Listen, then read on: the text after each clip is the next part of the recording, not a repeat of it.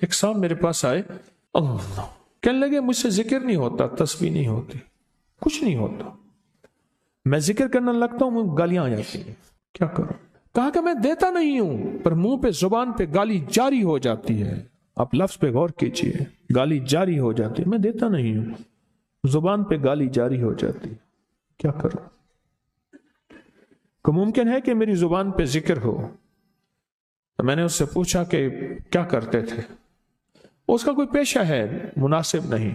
والد کیا کرتا تھا؟ اس کا بھی پیشہ تھا، اس پیشے کا اثر، اس رزق کا اثر، اللہ نے اپنا نام چھین دیا۔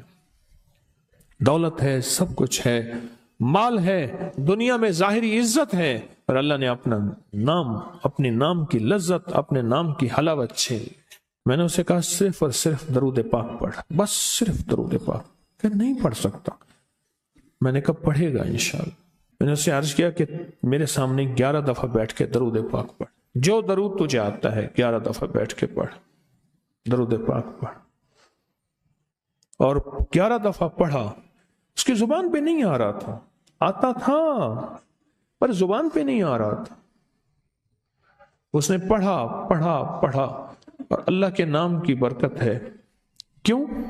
میں نے درود کیوں بتایا؟ کہ اللہ کے نام کی برکت ہے کہ درود پاک وہ واحد عمل ہے، فرمایا اگر ریاکاری دکھاوے کی نیت سے بھی پڑھو اللہ کہتا ہے قبول ہے۔ دکھاوا، ریاکاری، لوگ مجھے نیک کہیں، لوگ واہ واہ کہیں، اللہ کے لیے نہیں کر رہا، حالانکہ یہ عبادت کبھی بھی اس کی بارگاہ میں قبول نہیں ہے، کبھی بھی قبول نہیں ہے جو اللہ کے لیے نہ کی جائے۔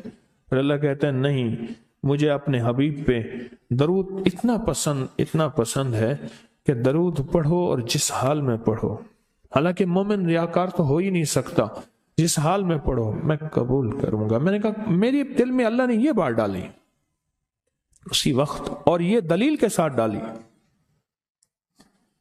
میں نے اس کو درود بتایا، اور اللہ کا نظام دیکھیں، اس کی شان کریمی دیکھیں۔ پھر جو اس کی زبان پہ درود جاری ہوا، جو جاری ہوا، مجھ سے کہنے لگا کہ میں ہفتے میں 1.25 لاکھ کر لیتا ہوں، ہفتے میں 1.25 لاکھ کر لیتا ہوں۔ ایک دو اس نے مجھے عجیب خواب سنایا، کچھ خواب ایسے ہیں جو یاد رہتے ہیں۔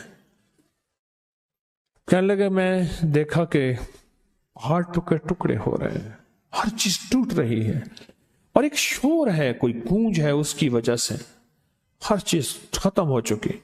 اور مجھے کسی نے کہا قیامت آ گئی ہے، پریشان ہوں کہاں جاؤں؟ ان المفر کلا لا وزر الی ربک یومئذ المستقر، کہاں جاؤں؟ آخر کار کہا کہ میرے ساتھ ایک بندہ دوڑتا ہانپتا کانپتا آیا، اور وہ بھی پریشان تھا۔ میں نے کہا یہ بھی میں اتنا ہے، پوچھا کہاں؟ کہا قیامت آ گئی، کہاں جاؤں؟ بس ہم دونوں پھر ایک طرف دوڑ پڑے، ایک طرف دوڑ پڑے۔ آگے دیکھا تو ایک بہت بڑا ترازو ہے، اور مجھے پکڑ کے کہا تیرا نام اعمال ہے، جلدی کر۔ کہا کہ میرے پاس ایک طرف پہاڑ کے پتھر کالے تھے، اور اس میں کوئی کالے جانور تھے، اور کہا یہ سارا تیرا گناہ ہے، سب ہے۔ اور ایک طرف ترازو تھا، اس میں چند ذرے تھے اور کچھ بھی نہیں تھا۔ کہا یہ تیری نیکیاں ہیں۔ کہا میں نے سمجھا بس ختم ہو گیا۔ اللہ پاک جل شانہ کے فرشتے آگے بڑھے، اور کچھ چیزیں اٹھا کے نا ایسے ترازو میں ڈالتے جا رہے تھے جو نظر نہیں آ رہی تھی، پر ایسے محسوس ہو رہا تھا کہ ان کے ڈالنے سے ترازو ایک دم ہلا ہے، کوئی وزنی چیز آئی ہے۔ ابھی بہت سارا باقی تھا کہ ترازو میرا جھک گیا، اور میں جا تو کامیاب ہے۔ میں نے پوچھا یہ کون سا عمل ہے؟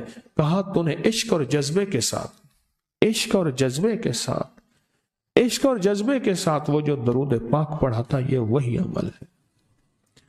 ہمیں قیامت کے دن بندہ جائے گا قبر میں، جب بندہ جائے گا تو وہ بندہ جو ہے پریشان ہوگا، تو اچانک ایک دروازہ کھلے گا، اس میں روشنی آئے گی، اور ایک نیک جوان صالح خوبصورت اس کے ساتھ بیٹھے گا، اور اس کے ہر سوال کا جواب دیا جاتا جائے گا، جیا جاتا جائے گا، ہر سوال کا جواب،